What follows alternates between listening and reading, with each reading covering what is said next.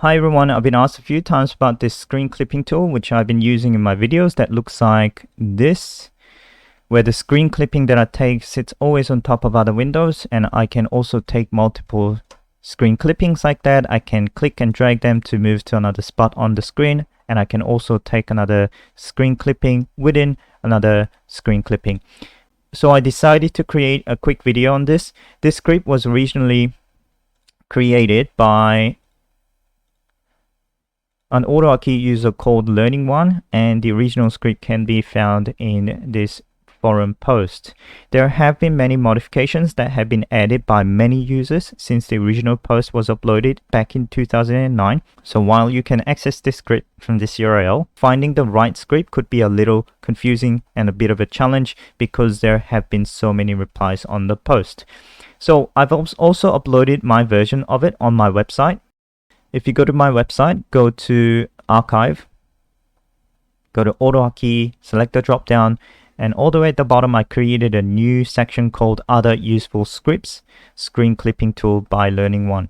So if you click that and copy the script and go back out to site and create a new script, I'm just going to use this one and paste it in here and then hit save and then run it. You should be able to start using the script. Now the hotkey that is in the script is the Windows key and the left mouse button. You drag and designate an area that you want to take a screen clipping of, and then once you lift the left mouse button, then you get a clipping like that.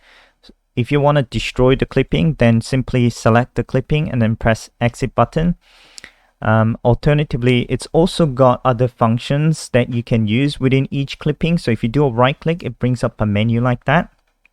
And then if you click the one of these menu items, then you should be able to do what it says. So if I click the copy to clipboard, basically if I bring up the paint and press Ctrl V to paste it, it gets pasted in as a image like that. And also I can do open in Paint to open up the clipping directly from Microsoft Paint, although it does destroy the clipping that you took, so I have to take another one. Now next up is to open in PDF. Now if you only have the reader version of Adobe, then this is not going to work. And I have also seen on the AutoHotkey forum post that some people have reported that even though they have the right version of Adobe, such as Standard or Professional, it did not work for them. So just be aware that this might not work for you as well. Although in my case, it worked perfectly fine.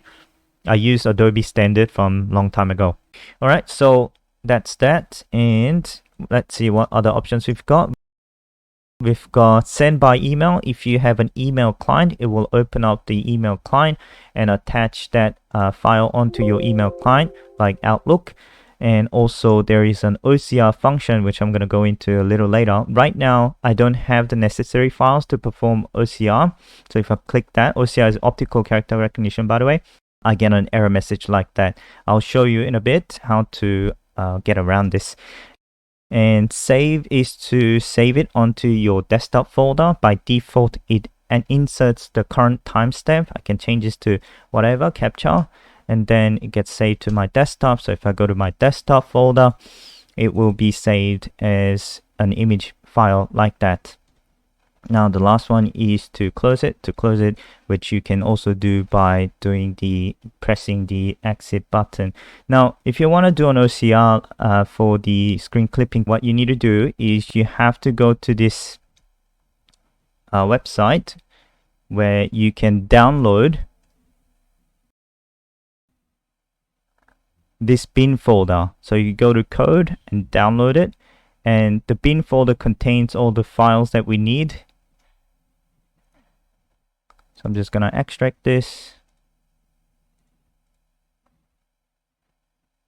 and go into the folder, and I just need this bin folder, so I'm going to cut that and then go to my folder where test script 1 is saved, paste it in here. And then go back to the script and rerun it, and now you should be good to perform the optical character recognition. Now if you go out to say I'm going to go to sydneymorningherald.com.au, and let's say I'm going to take a screen clipping of this I'll take a screen clipping of this and then perform an OCR by clicking the OCR button. It should bring up the result of the OCR, which then gets pasted into my clipboard. So if I do a Control V on my notepad, I get the result back out like that, which matches that. So optical character recognition is a topic that I'm going to cover more in near future. So I'll go into more details on that later on. And another function that I built into the script is after you take a screen capture like this, you can double click on it to size it down to a very small square like this. And also you can take other screenshots like that. You can also double click on those other screenshots to bring it down to a square. If you double click the square, it resizes back up to the original size like that.